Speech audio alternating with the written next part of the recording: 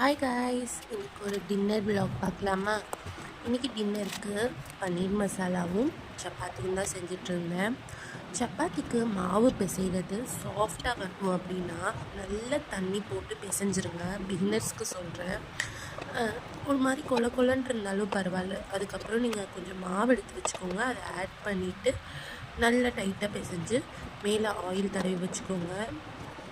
அதுக்கப்புறம் பன்னீர் மசாலா பண்ணிகிட்டு இருந்தேன்.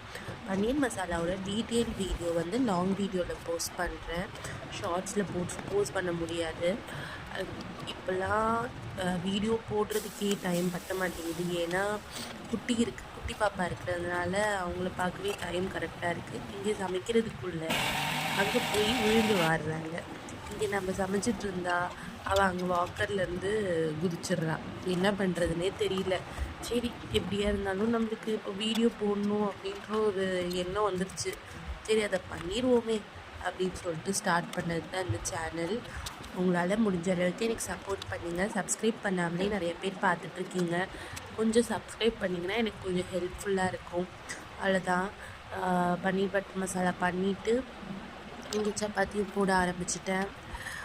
சப்பாத்தி போட்டு அப்படியே ஒவ்வொருத்தவங்களுக்குலாம் கொடுத்துட்டு அதுக்கப்புறம் நான் எனக்காக செய்யலாம் அப்படின்னு சொல்லி ஸ்டார்ட் பண்ணேன். எனக்கு ப்ளெயினாக பன்னீர் பட்டர் மசாலா பிடிக்காது. வீட்டில் இருக்கிறவங்களுக்கு ப்ளெயினாக அந்த கடையில் இருக்கிற மாதிரி இருக்கிறது தான் பிடிக்கும். எனக்கு அந்த பன்னீர் டிக்கா மசாலா சொல்லுவாங்கள்ல, அந்த மாதிரி சாப்பிட்ணுன்னு எனக்கு ரொம்ப பிடிக்கும். அதனால் நான் அப்படி எனக்கு பண்ணிக்கிட்டேன். அவ்வளோதான். இன்றைக்கி டின்னர் சப்பாத்தி வித் பன்னீர் டிக்கா மசாலா.